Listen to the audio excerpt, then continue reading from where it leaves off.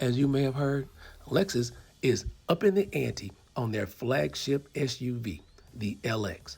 The LX 600 came out a couple of years ago. Now they're introducing the LX 700. We were in California and Napa Valley last week to take it off road, and we also got to experience some of the luxury natures of this flagship SUV. While we were there, we had a chance to speak with the chief engineer, Takami Yokoo, and he gave us some information that kind of caught me off guard. I always thought the LX was just a luxury vehicle. Yokoo-san shared this vehicle is more capable than we thought. But if you haven't already done so, take a moment to click that bell so you won't miss any of our reviews on the AutoNsider. When you were developing this vehicle, when you guys were working on this technology, how difficult was it to integrate this hybrid technology into this luxury vehicle?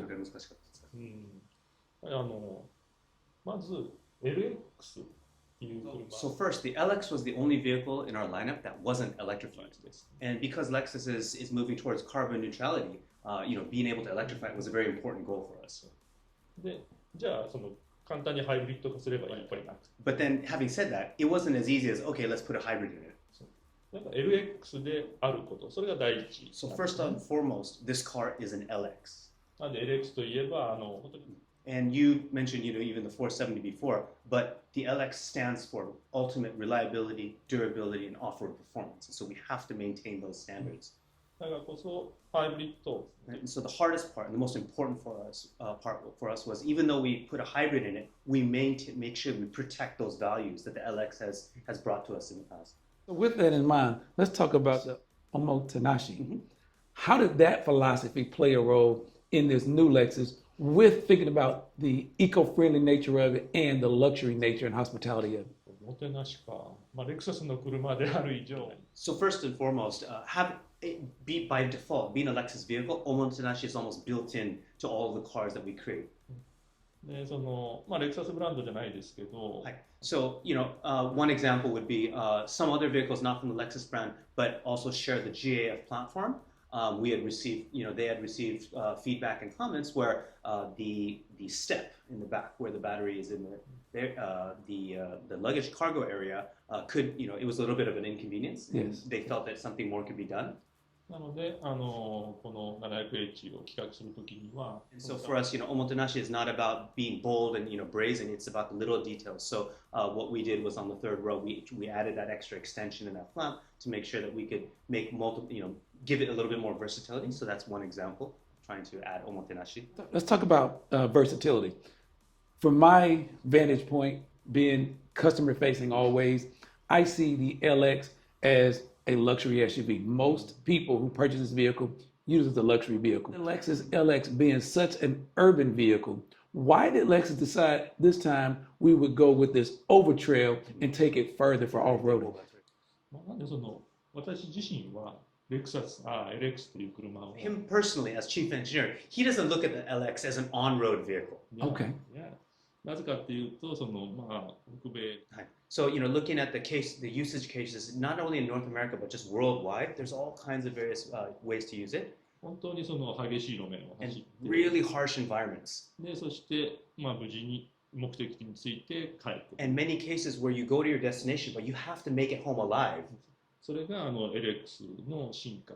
And that's the driving force of the evolution of the LX. っていうふうな考え方で言いますので。 And because it's a global vehicle being used in those cases, offering the overtrail was sort of a natural extension of that thought process and the way it is being used all over the world. なぜならその実力っていうものを。 And so, having that global potential for that overlanding, off-roading capability, by offering the overtrail version, we want some of our maybe urban-focused customers or any new customers to look at the car and say, oh, perhaps it does have better off-roading capabilities than I thought, and we just want to open up that option in that realm for the LX. Thank you for explaining that, because I guess from my American, very selfish point of view, we think about every car is built just for Americans, and we forget about the global presence of the vehicle.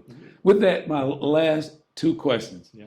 With this overtrail, what percentage of that vehicle, if that's something that you can answer? That might be the difference. 25%. Oh, there we go. So 25% of what we expect. That's a pretty big number. And so now lastly, with electrification, I know a lot of things are changing. A lot of companies are moving away from electrification. Lexus has been talking for years about zero emissions. What is the likelihood of us seeing an all-electric version of this LX, or at least a plug-in hybrid electric version of it? そうですね。実はハイブリッドをSo actually, when the LX went through a full model change in 2022, and we had always wanted to put it in, but it gives you an idea of how long it took us just to get the hybrid system ready to LX standards. Okay. So it's the most important thought process for us is the fact that this is an LX once again. 例えばプラグにハイブリッドだけではなくて So whether it's plug-in hybrid or full battery EV, battery electric VE, we cannot compromise all the standards that the LX has had up until now. っていうものを作らないといけないだろうなっていうふうに And 思います that's his mission goal as an engineer. So until that's completed, yeah. もちろん将来の選択肢としてはあり得ることじゃないか But な of course, if you're looking into future and just the possibilities, of course that's something we're looking at.